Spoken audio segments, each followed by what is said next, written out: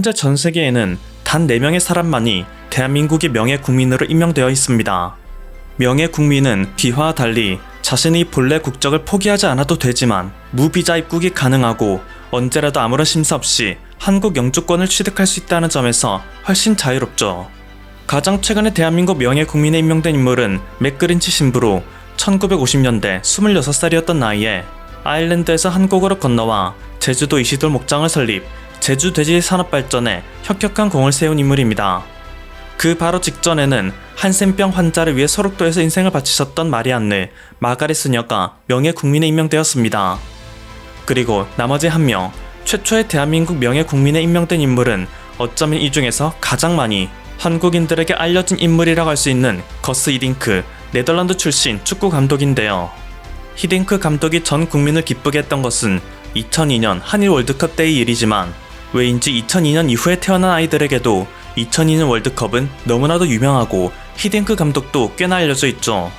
누군가 자신의 생일을 말할 때 2002년에 태어났으면 월드컵 때 태어났네 라는 말을 반드시 듣게 되고 그 이후에 태어났다 해도 월드컵 못 봤겠네 불쌍하다 라는 말을 듣고 있으며 심지어 그 전에 태어났다고 해도 90년대 후반이나 2000년에서 2002년에 태어난 아이들에게는 월드컵 기억은 나니? 라는 질문이 항상 있을 정도로 우리 국민에게 2002 월드컵은 시대를 나누는 하나의 기준과도 같습니다. 그리고 이 신화를 세우는데 가장 큰 공을 세웠다 해도 과언이 아닌 히딩크 감독이 지난 29일 인천국제공항을 통해 한국에 오랜만에 방문하여 모두의 추억을 다시 떠올리게 했는데요. 그는 20년이라는 세월이 지나도 변함없이 자신을 반겨주는 한국인들을 향해 연신 손을 흔들고 쓰고 있던 마스크를 얼굴 한가운데까지 올리는 등 76세라는 연로한 나이가 무색하게 엄청난 팬서비스를 보여주었습니다. 한국에 올 때마다 20년 전으로 돌아온 기분입니다. 항상 아드레날린 치솟아 오버하게 되네요 라고 말한 언젠가의 인터뷰가 무색해지지 않는 순간이었죠. 그가 이번에 한국에 방문한 것은 2002 한일 월드컵 20주년을 맞아 6월 1일부터 6일까지 열리는 2022 KFA 풋볼 페스티벌에 참석하기 위함이었습니다. 히딩크 감독은 최근 전 세계를 들썩이게 만들고 있는 EPL 득점왕 손흥민 선수에 대해 언급하기도 했는데요. 곧 있어 맞붙게 될 손흥민과 네이마르 중 한 명을 택하자면 누구를 고를 것인가? 라는 질문을 받은 히딩크 감독은 단 1초의 망설임도 없이 손이라 답했습니다. 사실 손흥민 선수를 한 번도 경험해보지 않은 히딩크이기에 브라질의 축구 천재 네이마르와의 비교해서 잠시간은 고민해 볼만도 한데 너무나도 빠르게 나온 그의 단호한 대답에 취재진 모두가 벙 쪄버렸죠. 히딩크 감독은 자신의 선택에 대한 이유를 다음과 같이 말했습니다. 네이마르는 좋은 선수이지만 때때로 넘어지거나 구르는 등 행동에 과한 측면이 있어요. 손과는 다른 부분이죠. 라며 경기에 임하는 진중한 태도와 인성의 측면에서 손흥민이 네이마르보다 훨씬 뛰어나다 말했습니다. 한 기자가 그렇게 뛰어난 손흥민 선수를 만약 2002년 감독님의 대표팀에서 기용할 수 있다면 어떻게 쓰시겠습니까? 라는 질문을 하자 그는 중앙 수비수, 중앙 미드필더, 공격형 미드필더, 스트라이커, 양쪽 윙 공격수 어떤 포지션도 가능합니다. 그래도 공격 부분에 기용하는 게 가장 좋은 활용책이 아닐까 싶습니다. 라고 답했는데요. 사실 지금으로부터 6년 전인 2016년 때부터 히딩크 감독은 손흥민 선수에 대한 안목을 과시했습니다. 손흥민은 단순히 프리미어 리그에서 뛰는 선수가 아닙니다. 프리미어 리그를 이끄는 선수라고 할 수 있죠. 저는 첼시와 토트넘의 경기에서 손흥민의 플레이를 직접 지켜보았습니다. 그는 이미 충분한 자질과 실력을 갖고 있기에 지금처럼만 계속 유지한다면 더할 나위 없는 최고의 선수로 우뚝 설 것입니다. 이것은 한치의 틀림도 없는 사실입니다. 이로부터 2년이 지난 2018년의 러시아 월드컵 때에는 손흥민 선수를 맡게 된 신태용 감독을 신랄하게 비판하기도 했는데요. 신태용 감독의 전술에서는 손흥민이 보이지 않습니다. EPL 톱클래스의 공격수를 윙백처럼 쓰다니요. 도저히 이해할 수 없는 전술입니다. 손흥민을 원톱으로 쓰거나 투톱 중 하나로 배치해 공격에 집중시켰어야 했습니다. 한국이 가진 가장 날카로운 창을 이렇게 낭비해서는 안 됩니다.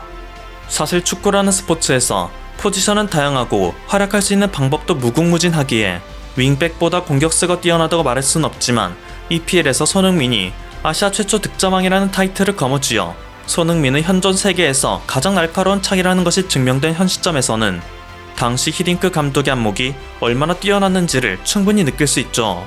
히딩크라는 인물은 파고들면 파고들수록 왜 그가 한국인들에게 이토록 사랑받는 인물이 됐는지 알 수 있게 되는데요. 그는 가문부터 이미 모든 한국인들에게 쌍따봉을 받을 수 있다고 할 수 있습니다. 그의 아버지인 게트 히딩크는 제2차 세계대전 당시 겉으로는 평범한 시청 공무원직에 불과했지만 암암리의 레지스탕스 활동을 수행하며 직접 총을 든 적은 없을지라도 나치에게 쫓기는 유대인들을 숨겨주거나 배식표를 빼돌려 그들의 끼니를 해결해 주었고, 나치가 배급하는 식량을 빼돌려 레지스탕스의 군량을 조달했습니다. 적재에 떨어진 미군 전투기 조종사들을 중립국으로 피신시키는 위험천만한 일까지 도맡을 정도였기에 전쟁이 끝난 후에는 아이젠하워 미국 전 대통령으로부터 감사장을 전달받기도 했죠. 한국에 대입해보자면 일제강점기 독립투사들을 물심양면 도와준 의인이나 다름없는 셈인데, 이런 아버지 밑에서 자란 히딩크였기에 매우 강직한 성격을 타고날 수밖에 없었을 것입니다. 축구 선수로서는 그렇게 큰 두각을 나타내지 못했던 그는 감독으로 일하게 되고, 특히 2002년 한일 월드컵 때 태극 전사들을 진두지휘하며 스스로도 올타임하이라고 평가할 정도로 자신의 커리어에서 가장 찬란한 시기를 맞이했는데요. 1998년 프랑스 월드컵에서 한국의 차범근호는 당시 히딩크가 이끌던 네덜란드 축구대표팀에 0대5로 대패했을 때부터 그를 눈여겨보고 있었습니다. 2000년 한국축구협회가 그에게 감독직을 제시하기 위해 협상을 시작했을 때 히딩크는 잠시 무언가를 생각하는가 싶더니 무표정으로 다음과 같은 질문을 했다 하죠. 제가 선수들에게 아무 이유 없이 나무에 오르라고 하면 그들은 그것을 받아들이겠습니까? 자존심을 다 버리라는 것과 같은 말이었기에 히딩크 감독은 한국이 이것에 난색을 표할 거라 생각했지만, 한국협상단은 한국 선수들은 일말의 고민도 없이 바로 수행할 것이다 라는 뜻밖의 반응을 보였습니다. 사실 한국과 일본에서 공동으로 개최하게 된 월드컵에서 한국이 조별리그에서 탈락하고 일본은 16강에 진출하는 등 승승장구를 하게 되면 국민 정서상 도저히 용납될 수 없는 일이기에 모든 선수들이 이번 월드컵에서만큼은 투혼을 발휘할 것이라는 확신이었죠. 이외에도 히딩크는 당시 한국으로서 실현시키기 어려운 조건, 예를 들면 1년 이상 해외 원정 경기에 참전할 것, 히딩크 감독 본인이 특정 선수가 필요하다가 판단한다면 그 선수가 어느 클럽에서 뛰고 있는 선수이든 즉각적으로 기용이 가능할 것이라는 매우 어려운 조건을 제시했습니다. 사실상 거절이나 다름없는 요구였는데요. 놀랍게도 한국협상단은 10일 만에 히딩크 감독에게 다시 찾아가 요구 조건을 모두 해결했다 답했습니다. 이것이 의미하는 바는 엄청났습니다.